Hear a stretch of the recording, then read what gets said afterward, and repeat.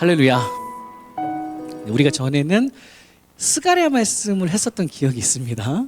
스가랴 말씀을 통해서 무너진 성전을 재건하라 라는 제목으로 말씀을 우리가 나누었었던 적이 있는데요. 오늘은 약간 다르죠. 어디서 안 듣던 소리가 자꾸 들려가지고 우리 교회에서도 이렇게 어린 아이들의 웃음소리가 할렐루야. 야, 우리 교회는 치매는 없지만 아이들의 웃음소리는 끊이지 않았으면 좋겠습니다. 할렐루야. 너무 반갑습니다. 근데 전에 스가랴 말씀으로 무너진 성전을 재건하라라는 말씀을 나누었는데요. 오늘 말씀은 약간 다르죠. 무너진 성벽을 재건하라입니다. 이번에는 무너진 예루살렘 성의 성벽을 재건하라라는 말씀이에요. 오래전에 예배자 다윗 왕이 그 귀한 마음으로 준비해 나갔다라고 하는 하나님 성전 공사부터 시작을 해서요. 중간에 또 선조 다윗처럼 하나님 보시기에 정직히 행하였다라고 하는 요시야 왕이 보수해 나갔다는 성전 공사가 있었지만, 그러나 그 후에도 남유다는 여전히 하나님 앞에 회개하지를 못하고 말씀 따라 제대로 된 예배자로 살아가지를 못하다가 끝내는 바벨론에 의해서 하나님의 성전도 무너지고 또 예루살렘 성벽도 예루살렘 성 자체도 그냥 다 완전히 무너져 버렸었던, 예루살렘은 그야말로 폐허가 되어버렸습니다. 그러나 우리 하나님 아버지께서는 결코 또 그냥 거기에서 끝내버리시지를 않으시고 마치 리셋 버튼을 누르신 것 같다 그랬죠. 리셋 버튼을 누르신 것처럼 유다 백성들이 다시금 처음으로 돌아가서 아무것도 남지 않은 나띵의 상태에서 제대로 된 성전 공사부터 시작해 나갈 수 있도록, 또 무너진 삶에 터져진 예루살렘 성벽 공사 역시도 동일한 마음으로 이어 나갈 수 있도록, 그렇게 그들 안에 무너진 예배를, 또 무너진 예배자의 삶을 말씀 따라 다시 쌓아 올라갈 수 있도록 고향 땅 예루살렘에 귀한하게 만들어주시는 정말 놀라운 은혜를 우리 하나님께서 베풀어 주셨다라는 사실을 우리가 살펴봤었습니다. 이렇게 하나님의 전적인 은혜로 전에 바벨론의 포로로 끌려갔었던 유다 백성들이 다시 고향 땅으로 대이동을 하게 되는 이 귀환 사건이라고 하는데, 이 대이동의 사건은요, 사실 한 번만 있었던 것이 아니라 총 3차례에 걸려서 민족이 이동을 합니다. 유다 민족이 포로에서 이제 다시 고향 땅으로 이동을 하게 돼요. 그리고 이 3차례의 귀환에서는 우리가 스가랴 말씀에서도 이미 살펴봤었던 것처럼 그저 고향 땅으로 돌아가서 잘 먹고 잘 살아라 라고 그런 목적이 아니라고 그랬죠. 각 귀환마다 하나님께서 부여해 주신 특별한 목적이라는 게 분명히 있었습니다. 그리고 그 목적들은 그저 그들만의 목적이 아니라 지금 이 시대를 이스라엘로 살아가고 있는 하나님의 자녀들로, 언약의 자녀들로 살아가고 있는 저와 여러분 역시도 동일한 목적으로 이 세상을 살아가야 한다라는 말씀이죠. 그러니 3가지의 귀한 목적을 우리가 먼저 제대로 할 필요가 있습니다.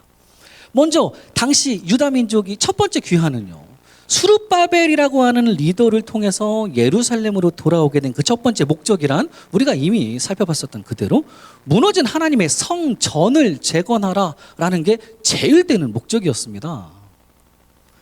뭐니 해도 우리 하나님께 예배드리는 성전부터 가장 먼저 다시 지어 올라가는 것, 이것이 첫째 되는 목적이죠. 그렇게 오직 하나님께 영광 돌리며 살아가는 예배자로 너희들의 무너진 예배의 자리부터 재건해 나가라 라고 하는 우리 하나님의 목적이었는데, 그러나 스가랴 말씀에서처럼 이들이 이 제일 되는 목적을 그만 망각해버리죠. 그래서 18년 동안이나 나의 판벽한 집, 나의 집만 그냥 나이스 앤 니트하게 짓고 살아가느라고 그냥 18년을 허비해버렸습니다. 하나님의 성전을 짓지 못하고. 그러다가 여러 선지자들을 통해서 하나님께서 깨닫게 만들어 주시자 마침내 이들은 그간 미뤄왔었던 예루살렘 성전 공사를 이제 기원전 515년에 완공을 하게 됩니다. 그렇게 하나님의 성전은 또 잘 지어놨습니다. 한 5년 만에 싹 다 잘 지어놨어요. 그러나 우리가 다윗 때부터 계속 살펴봤지만 성전 공사 때마다도 느끼는 거지만 이게 그저 겉으로만 건물만 하나 딸랑 지어놓는다고 그래서 그냥 바로 하나님께 영광 돌리는 예배자로 회복되는 거는 절대로 아니죠. 실제 당시 유다 백성들은요, 또 성전만 하나 지어놓았을 뿐 사실상 그 안에서 가장 중요한 속 내용은 아무것도 모르고 있었습니다. 예배는 어떻게 거룩하게 드려야 되는지, 예배자로서 어떻게 살아가야 하는지, 또 무엇을 말씀 따라 지켜나가야 하는지, 그 진짜 알맹이는 바로 하나님의 말씀은, 율법책의 그 말씀은, 성경 말씀은 이미 오랜 포로 생활 중에 다 까먹어버린 상태였습니다. 그렇게 말씀에 무지하다 보니까 자꾸 율법에서 하지 말라라고 말씀하셨던 이방 민족들과 막 여기저기 혼인을 막 해버리고요. 또 그들의 잘못된 풍습까지도 그대로 따라가게 되는 지경에 이르게 되어버렸다라는 거죠. 그러자 바로 그 무렵에 우리 하나님께서는 이제 두 번째로 귀환하는 이들을, 포로에서 유다 땅으로 귀환하는 이들을 보내주시는데요. 그들의 리더가 바로 에스라라고 하는 학사, 성경 학자죠. 학사이자 제사장이라는 사람을 리더로 보내십니다. 그러니 두 번째 귀환의 목적은 당연히 무너진 하나님의 말씀을 회복하라라는 거죠. 이 학사 에스라에 대해서는요, 단적으로 에스라 7장 10절 말씀에 이렇게 묘사를 하고 있습니다. 에스라가 여호와의 율법을 연구하여 준행하며 율례와 규례를 이스라엘에게 가르치기로 결심하였었더라. 이렇게 하나님의 말씀을, 성경 말씀을 제대로 연구하고 나부터 준행하여 그대로 가르치기로 결심한 학사 에스라라고 하는 리더를 통해서 이 두 번째 이들이 귀환하게 되는 그들의 특별한 목적이란 그저 겉으로만 성전 나이스 앤 니트하게 지어놓고 사는 거 아니라 이제 그 안에서 진정 하나님의 말씀으로 제대로 세워 올라가져가는 예배자가 되는 것, 이것이 바로 이들의 두 번째 목적입니다. 그리고 나서 에스라와 비슷한 시기에 이제 마지막 세 번째로 하나님께서는 또 귀환을 하게 만들어 주시는데요.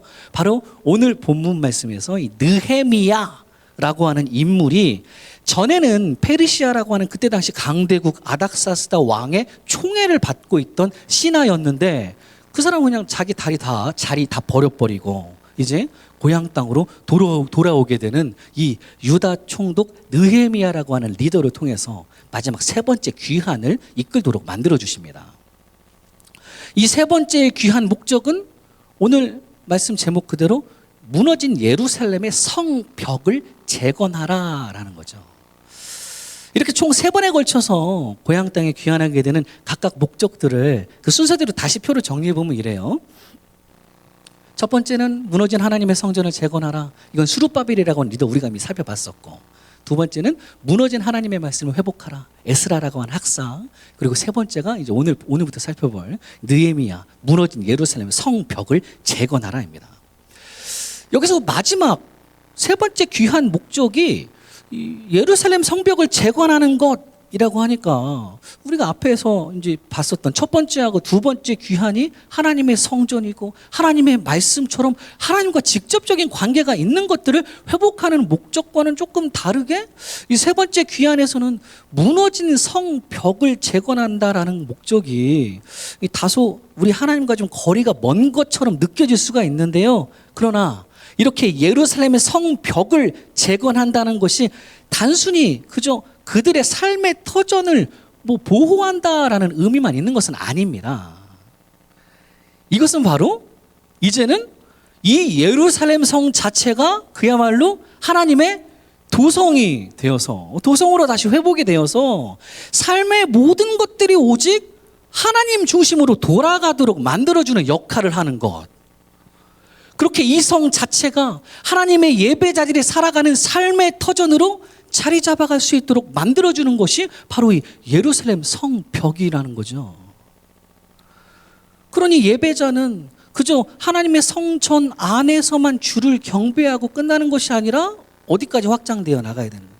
우리 실제 삶의 터전, 우리 모든 삶의 바운더리까지도 예배자의 삶이 그대로 이어지고 확장이 되어서요, 성전 안에서도 성전 밖에서도 언제나 어디에서나 오직 여호와를 경외하고 모든 것들이 하나님 중심으로 돌아가는 하나님의 도성, 바로 하나님의 나라, 이것이 이제는 이 예루살렘 성 자체가 되도록 만들어 나가라 라는 말씀입니다. 본문 이후에 이제 느헤미야가 성벽 재건 공사를 맨 처음 시작할 때 가장 첫 번째 공사, 이 건축의 맨 시작이 되고 그 기준이 되는 문이 하나 있는데요, 그게 바로 양문이라고 하는 겁니다. 쉽게이트라고 하죠. 양들이 들어오는 문이에요. 바로 양들이 왜 들어옵니까? 이 성에 뭐 하려고 들어와요? 우리가 잡아먹으려고? 하나님께 제사 드리는 목적으로, 하나님께 예배 드리는 목적으로 양들이 들어오는 문, 이 양문이라는 거요, 가장 처음 짓고 가장 중심이 되는 문이 이 예루살렘 성벽의 문이 됩니다. 그렇게 우리 하나님께 예배 드리는 것이 실제 이 예루살렘 성벽을 재건할 때까지도 확장되어서 이제는 우리 삶의 모든 터전에까지 가장 중요한 것으로 자리 잡는 하나님의 나라를 만들어 나가라라는 거죠. 이거는요, 예전에는 그저 하나님의 성전 안에서의 삶과 실제 내 삶 터전 사이에 어느 정도 거리감이 있고 괴리감이 있었다면, 그렇게 예전에는 하나님의 성전에서는 거룩한 척 예배자처럼 보이다가 실제 성전 밖에서 내 삶의 터전에 들어가서는 언제 그랬냐는 듯이 그저 세상 삶에만 충실하며 전혀 예배자의 삶이, 전혀 성도의 삶이 밖에까지를 이해해주지를 못했다면, 이제는 그게 아니라 무너진 성벽을 재건하면서부터는 성전 안에서나 성전 밖에서나 우리가 이뤄나가야 할 나라는 하나님의 나라니까, 하나님의 도성, 이 성벽 안에서 우리들의 삶은 다 똑같이 하나님을 경배하는 삶, 하나님 중심의 삶으로, 그리 어디서든 하나님의 나라를 이뤄나가는 예배자의 삶을 살아가라라는 겁니다. 이렇게 무너진 예루살렘 성벽을 재건하라라는 이 목적은요, 그간 무너졌었던 나의 예배자로서의 실제 삶까지도 이제는 다시 회복하면서 어디에서든 언제나 하나님을 예배하는 예배자로 너희에게 맡겨주신 하나님의 나라를 제대로 세우면서 살아나가라라고 하는 그런 의미입니다. 사실 우리가 세 가지를 지금 조금씩은 살펴봤는데요, 이 세 번의 귀환 중에서 실질적으로 제일 어려운 게 뭡니까? 저 세 가지 중에 뭐가 제일 어려운 것 같아요? 여러분에게 목적, 하나님께 예배드리는 예배자의 삶, 또 말씀 따라 여기서 지키는 거, 여기까지는 할만합니다. 그죠? 여기도 힘든 것 같은데 첫 번째, 두 번째까지는 좀 할만합니다. 하나님의 전 안에서만 예배자로 살고냐, 여기서 말씀 잘 듣고 아멘 아멘 하는 건 쉬워요. 되게 쉽습니다. 근데 진짜 어려운 건 뭡니까? 이제 여기 나가서가 더 어려운 거죠. 예배당에서 나가서 실제 여러분의 삶의 바운더리 안에서, 뭐 어떤 분들은 뭐 자기 잡을 가지고 있는 사람들은 그 잡 바운더리 안에서 어떻게 살아갈 것인가, 이게 가장 관건입니다. 거기서까지도 하나님의 나라를 이어나가면서 예배자로서 우리 맡겨진 가정과 직장과 어디에서든 삶의 터전에까지 말씀 따라 인내로 결실하며 살아내는 것이 진짜 어려운 마지막 세 번째입니다. 그게 사실이죠. 어려운 게 사실입니다. 그러나 우리 하나님께서는요, 분명 느헤미야에게도 무너진 예루살렘 성벽을 재건할 수 있도록 인도해 주셨듯이 지금 우리 예배자들의 삶 속에서도 그간 이런저런 이유들로 무너졌었던 내 삶의 터전을 이제는 하나님의 도성으로, 하나님의 나라로 우리 역시 재건해 나갈 수 있도록 주께서 친히 우리 안에 역사해 주실 줄로 확신합니다. 그렇다면 오늘 본문에서 느헤미야가 무너진 성벽을, 무너진 하나님의 나라를 이제 어떻게 재건하고 있는지를 한번 살펴보면서요, 우리 역시도 예배자로서 무너진 우리의 삶의 터전을 과연 어떻게 하나님 중심의 하나님 나라로 다시 회복해 나갈 수 있을 것인지 살펴보면서 함께 은혜를 좀 나누고자 합니다. 그게 세 가지로 볼 건데요, 먼저 첫 번째는 느헤미야는 제일 먼저 하나님 앞에 나아갈 줄 아는 예배자라는 사실입니다. 뭐 너무 당연하죠. 맨날 살펴보는 게 이겁니다. 맨날 살펴보는 게 이거예요. 11절과 12절 보면 이렇게 얘기합니다. 내가 예루살렘에 이르러 머무른 지 사흘 만에 내 하나님께서 예루살렘을 위해 무엇을 할 것인지 내 마음에 주신 것을 내가 아무에게도 말하지 아니하고 밤에 일어나 몇몇 사람과 함께 나갈새 내가 탄 짐승 외에는 다른 짐승이 없더라. 저 이제 11절 12절 말씀이요. 이 말씀이 바로 예루살렘에서 느헤미야가 제일 먼저 기록하고 있는 말씀입니다. 제일 첫 번째로 한 거예요.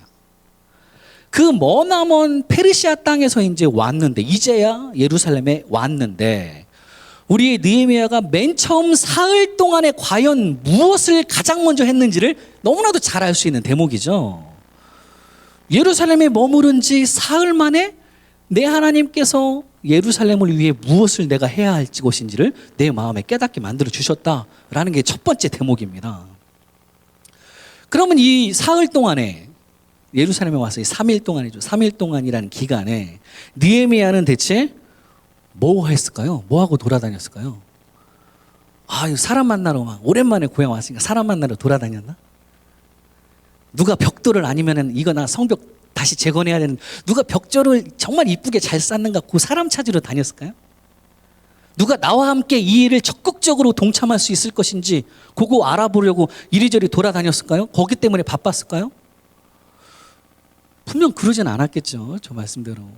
그게 먼저가 되어서는 절대 안 된다는 말씀입니다. 뭘 하든 가장 먼저는 예배자는 누구부터 만나러 가야 됩니까? 바로 우리 하나님을 먼저 만나는 시간이 당연히 나의 최우선순위가 되어야 한다라는 말씀입니다. 저렇게 내 하나님께서 이제 내가 과연 무엇을 해야 하는지 나로 하여금 깨닫게 만들어주는 이 시간이 필요하다는 거죠. 내 하나님 앞에 납작 엎드러지는 이 시간, 바로 하나님과 교제하고 간구드리는 내 기도하는 이 시간이 무엇보다도 제일 먼저 선행되어야 하는 줄로 믿습니다. 무너진 성벽을 재건하라 할 거가 얼마나 많겠어요. 완전 싸그리 다 그냥 무너졌는데, 다 황폐한 성들인데 빨리 바빠 죽겠죠. 빨리빨리 써 나가야 되는데. 이런 성벽을 재건하라는 분명한 목적이 있다.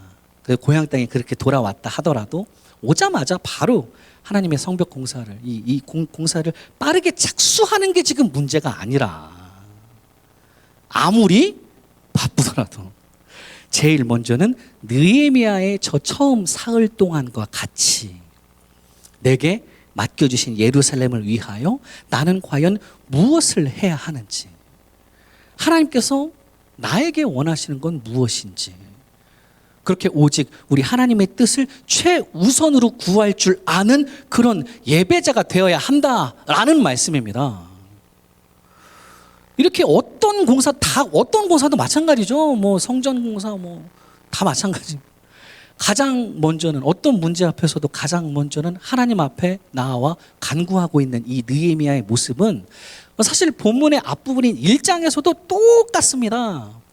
당시에는요, 이제 페르시아에서 잘 살고 있는 느헤미야인데 예루살렘 성이 황폐하게 되었다라고 하는 이 안타깝고 긴박한 소식을 이제 전에 듣고서는 그때도 느헤미야가 가장 먼저 행동했던 것은 바로 이것이었습니다. 1장 4절 5절 말씀 보면요, 느헤미야가 이렇게 얘기합니다.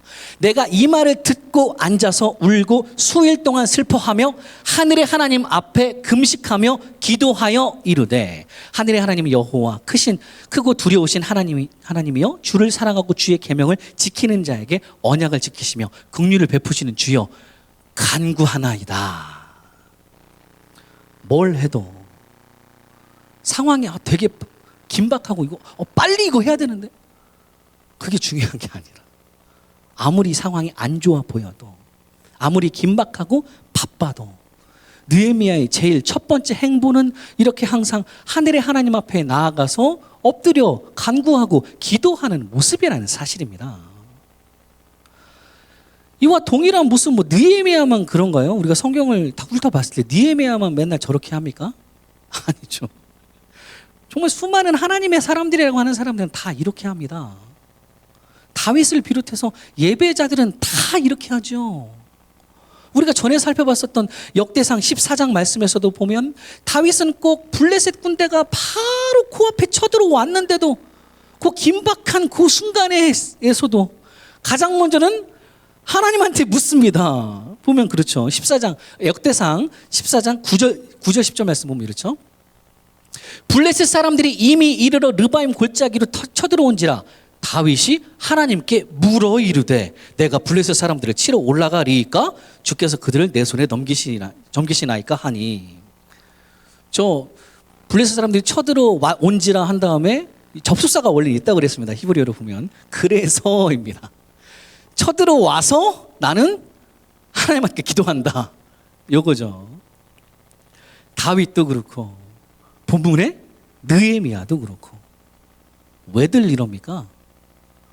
왜 우리의 예배자들은 어떤 상황에서도 아무리 힘들고 아무리 긴박해도 제일 먼저 그래서 하나님 앞에 물어 기도하며 나아갈 수밖에는 없습니까? 왜 그렇습니까? 우리가 정답은 이미 무너진 하나님의 성전을 재건하라라고 하는 스가랴 말씀에서 우리가 귀에 못이 박히게 들었었죠. 스가랴 4장 6절 말씀입니다. 그가 내게 대답하여 이르되 여호와께서 스룹바벨에게 하신 말씀이 이러하니라. 만군의 여호와께서 말씀하시되 이는 힘으로 되지 아니하며 능으로 되지 아니하고 오직 나의 영으로 되느니라. 무너진 성전을 재건해야 하는 1차 귀한 때 그 리더 스룹바벨에게 우리 하나님께서 하시는 말씀입니다. 네 힘 아니 안 돼. 뭐 우리 힘으로 어떻게 합니까? 딴 사람 의지한다 능력 안 돼. 오직 나의 영으로 된다라고 하시는 말씀이죠. 여기서 하나님의 영이란 바로 창세기에서 태초에 하나님께서 흙으로 사람을 지으시고 그 코에 직접 불어넣어 주셨다는 바로 그 생기 호흡이라고 그랬습니다. 루아흐라는 똑같은 단어입니다. 그렇게 나의 힘으로도 안 되고요. 다른 사람 능력으로도 안 되고 오직 우리 하나님께서 친히 불러넣어 주시는 그 하나님의 생기가 하나님의 호흡이 있을 때에야 비로소 그리고 우리 하나님으로 인해서만이 비로소 우리 안에 모든 공사들 역시도 제대로 시작될 수가 있고 또 완전히 마침내 완공이 될 수 있는 줄로 믿습니다.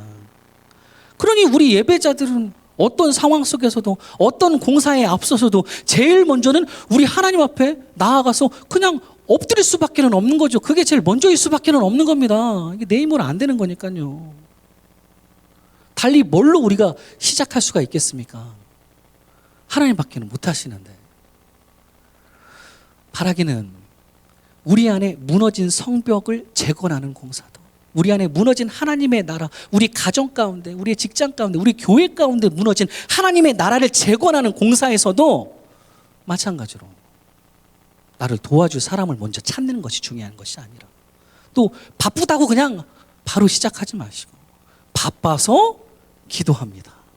오늘 느헤미야가 가장 먼저 하나님께 엎드렸던 것과 같이 우리 역시도 하나님의 뜻을 최우선으로 구하는 예배자가 되어서요 주께서 친히 부어주시는 그 은혜로 무너진 우리의 삶의 터전을 다시 하나님의 나라로 회복해 나가시는 저 여러분 모두가 되시기를 간절히 축원합니다.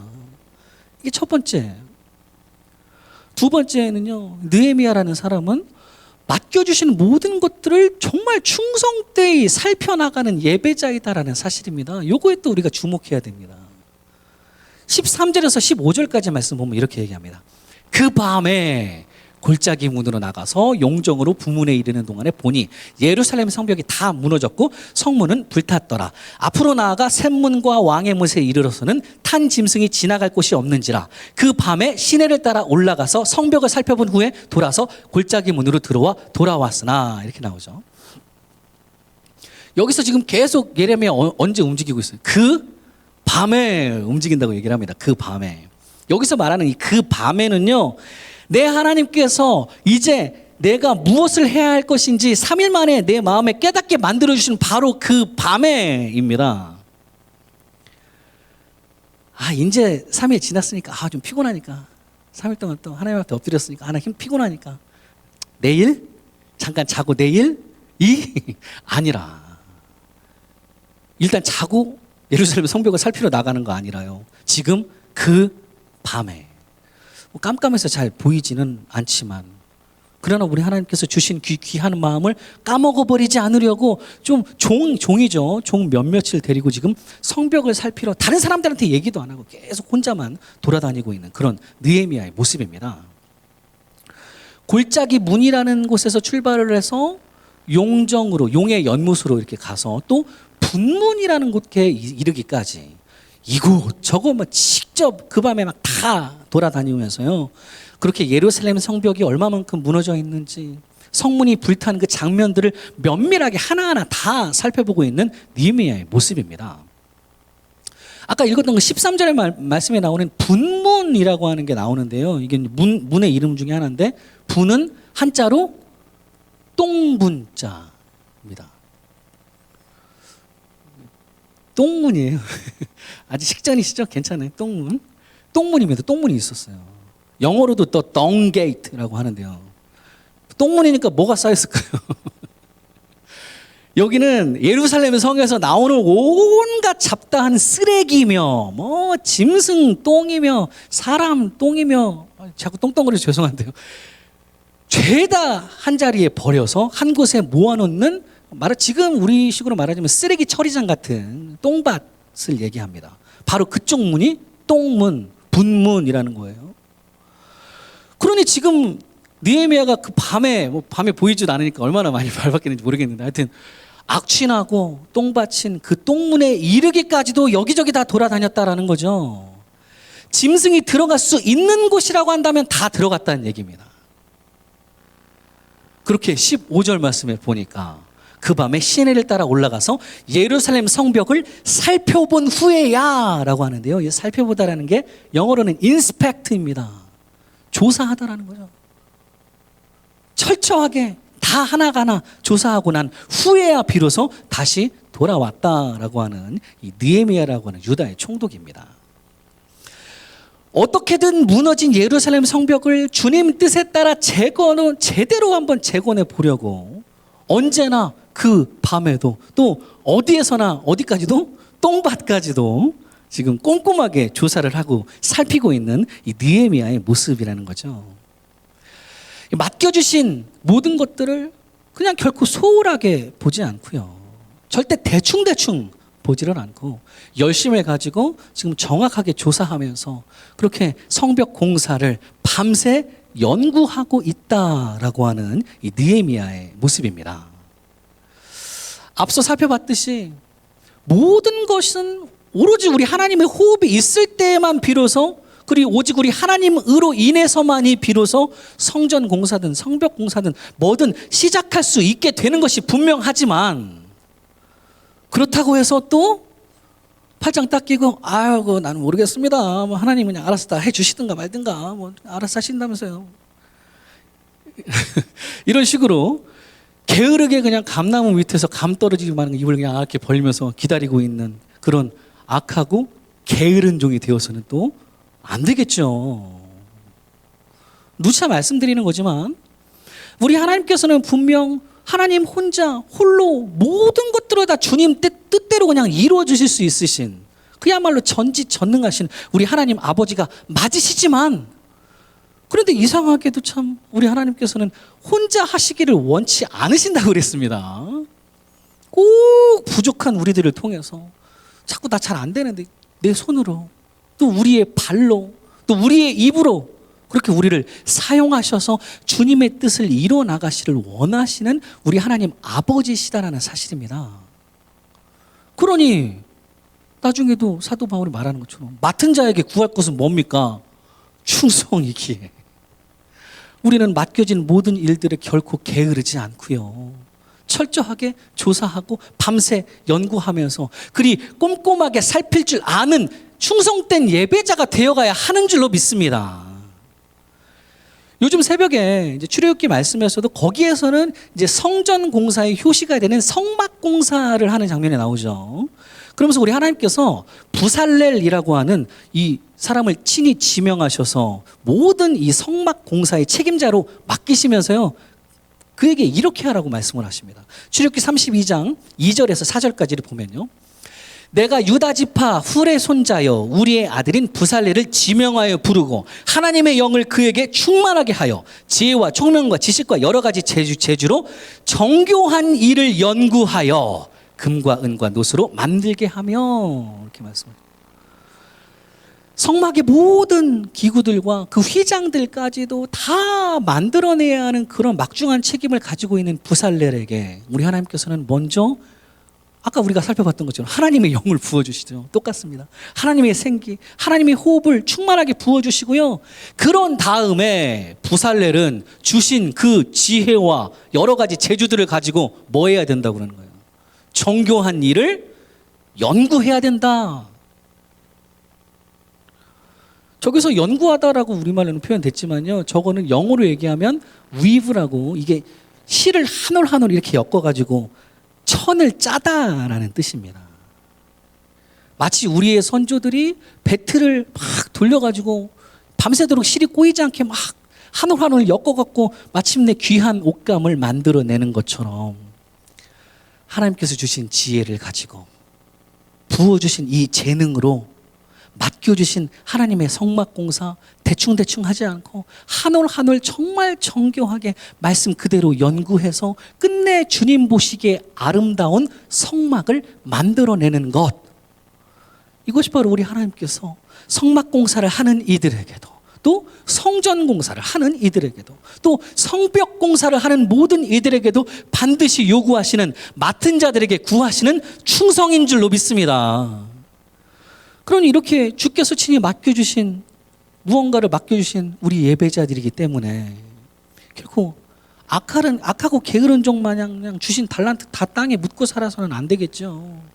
절대 쉽지는 않아도, 밤새 배틀을 돌려야 해도, 또 느헤미야처럼 똥밭까지도 그 밤에 막 돌아다녀야 해도 늘 충성되게 맡겨진 모든 것들을 말씀 따라 꼼꼼하게 살피고 연구하면서 우리의 무너진 성벽을 재건해 나가시는 저 여러분 모두가 되시기를 간절히 축원합니다. 이게 두 번째고요. 마지막 세 번째로 하나 살펴보면, 느헤미야는요, 함께 합력해서 선을 이루는 예배자이다라는 사실입니다. 17절 18절 말씀 보면 이렇죠. 후에 그들에게 이르기를 우리가 당한 곤경은 너희도 보고 있는 바라. 예루살렘이 황폐하고 성문이 불탔으니 자 예루살렘 성을 건축하여 다시 수치를 당하지 말자 하고, 또 그들에게 하나님의 선한 손이 나를 도우신 일과 왕이 내게 이른 말씀을 전하였더니 그들의 말이 일어나 건축하자 하고 모두 힘을 내어 이 선한 일을 하려 하매. 너무나 귀한 장면입니다. 느헤미야가 앞선 두 모습들 후에 그렇게 하나님 앞에 제일 먼저 나아가 엎드리고, 그리고 나서 맡겨진 모든 것들을 혼자서 충성되게 다 살핀 후에 그 다음에 이제야 비로소 무너진 예루살렘 성벽을 재건하라라고 하는 그 목적을 이제 함께 이뤄나갈 유다 백성들에게 말하는 거죠. 우리의 성을 다시 건축하자.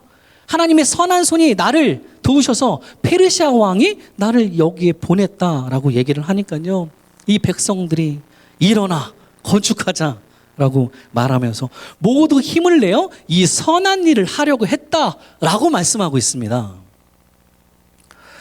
이렇게 느헤미야의 성벽 공사, 우리가 이뤄나가는 하나님의 나라라는 것은 혼자서 모든 것을 감당해야 하는 외로운 사역은 절대 아니라는 거죠.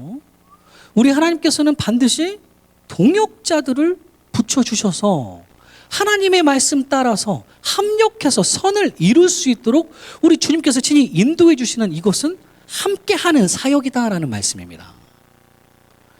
어떤 공사든 성경에 보면요, 어떤 공사든 다 하나님께서는 혼자 하라고 얘기하는 건 거의 없습니다. 창세기에 노아가 방주공사를 할 때도 세 아들이 있었죠.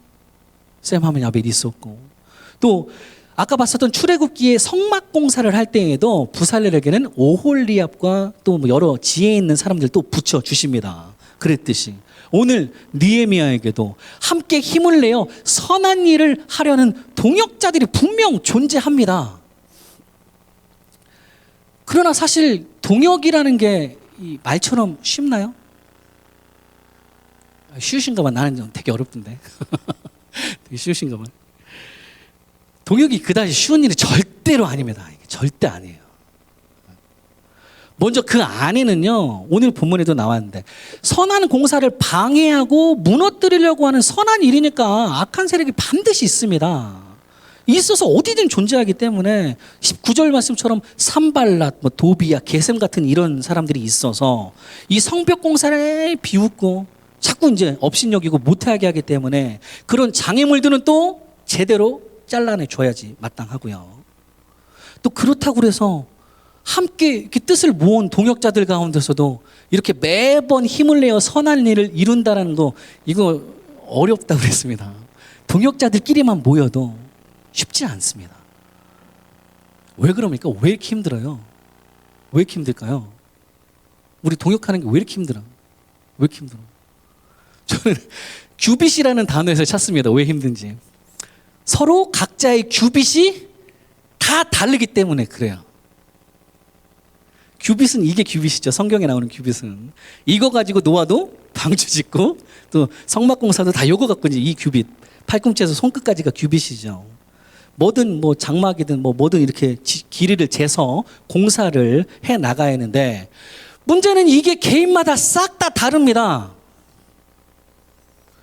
이렇게 규빗이 서로 다르다라는 건요, 그냥 요 길이만 다르다라는 게 아니라 우리의 생각도 다르고 우리의 성격도 다르고 뭐 그냥 다 취향도 다르고 신앙까지도 다 다르기 때문에 이런 걸 의미한다라고 봐요.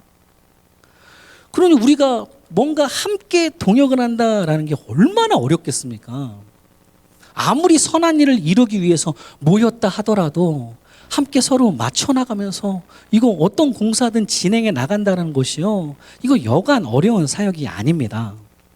그냥 나 혼자 그냥 이거만 열심히 해서 하는 게 더 편하지 부딪히지는 않죠. 이렇게 함께 동역해서 선을 이뤄나간다라는 것은 정말 많이 어려운 작업이라는 게 맞습니다. 그러나 또 이상하게도 우리 하나님께서는 근데 꼭 야 너 혼자 다 해봐, 김 목사 너 혼자 다 해라, 이렇게 말씀 안 하신다는 거예요. 너 혼자 사역하지 말라라고 하시고요, 니들 조금 힘들어도 니들끼리 좀 힘들어도 서로 규빗이 각자 좀 다르고 성격도 다르고 신앙까지도 다르다 할지라도 함께 합력해서 선을 이뤄나가라 라고 말씀하시는 우리 하나님의 명령이십니다. 저는 이 합력해서 선을 이루다라는 말씀을요, 우리 가운데 하모니를, 아름다운 화성을 이뤄나가라 라고 하는 그런 의미로 받아들입니다. 오늘 목회자 컬럼도 한번 꼭 읽어주세요. 오늘 목회자 컬럼에 그 내용을 썼었는데요, 마치 오케스트라 악기 하나밖에 없습니까? 아니, 묻는 거예요. 한번 구경을, 날 잡고 한번 우리 같이 한번 구경 한번 가야 되나? 오케스트라 바이올린 하나밖에 없습니까? 죄다 악기라는 다 바이올린밖에 없습니까? 아니죠. 바이올린도 있고, 플루트도 있고, 베리베리 악기들 생전 처음 보는 악기들 죄다 많습니다. 소리는 한 소리만 납니까? 아니에요. 음색도 너무 다양하고요. 이거 이렇게 다양할 수가 없습니다. 그렇게 많은 악기들이 다 모여있고 저마다 다 다른 음을 내어도 근데 이상하게 지휘자를 따라서 악보대로 같은 템포에 맞춰 연주를 할 때 아름다운 화음들이 그냥 조화를 이루면서 맡겨진 한 곡을, 그 심포니를 훌륭하게 연주해내는 것과 마찬가지라고 봐요. 우리 역시 처음에는 연습하다가 불협화음이라는 게 날 수도 있죠. 안 맞으니까 불협화음 날 수 있고, 또 소위 삑살이라고 그러죠. 제가 예배 중에 잘 내는 건데 찬양하다가 이렇게 날아가는 거, 소리가 잘 안 나는 음이탈이라고 하는 그런 것도 날 수가 있지만, 그러나 이런 힘든 과정들을 힘들다고 포기하는 것이 아니라 간다 나 혼자 할래, 이게 아니라 그런 과정들을 우리가 거쳐나가면서 결국에는 서로 조화롭게 우리 주님 보시기에 아름다운 화성을 낼 줄 아는 것, 그렇게 합력해서 함께 선을 이뤄나가는 것, 이런 우리의 하모니를 우리 하나님 아버지께서는 기뻐 받으시는 줄로 믿습니다. 그래서 결국 우리 하나님께서 이런 부족한 우리를 사용하셔서 이 모든 공사를 끝은 누가 마무리하신다고요? 우리 하나님께서 완벽하게 마무리해 주시면서 그렇게 우리 안에 참된 회복의 역사를 반드시 이루어 주실 줄로 확신합니다. 할렐루야. 사랑하는 우리 하나님 소망교회 성도님들, 오늘은 이 느헤미야 말씀을 통해서 예배자로서 무너진 우리의 삶의 터전을 과연 어떻게 하나님의 나라로 다시 회복해 나갈 수 있을지 우리가 크게 세 가지로 살펴봤습니다. 표를 정리해 보면 이렇죠. 무너진 성벽을 재건하라. 가장 먼저는 하나님의 뜻을 주님 앞에 엎드리는 거, 이게 가장 먼저입니다. 딴 게 순서 절대 바뀌면 안 돼요. 이게 가장 먼저. 그 다음 감나무 밑에 입 벌리고 누워 있어라? 아니라고 그랬습니다. 분명하게 맡겨주신 모든 일에 충성되게 말씀 따라 연구하고 살펴라. 그리고 세 번째는 맡겨주신 동역자들과 합력해서 아름다운 하모니를 화성으로 선을 이뤄나가라. 아무쪼록 이렇게 우리의 삶의 터전에까지도 점점 하나님의 나라로 만들어 나가시는 귀한 예배자들이 저 여러분 모두가 되어 가시기를 간절히 축원합니다.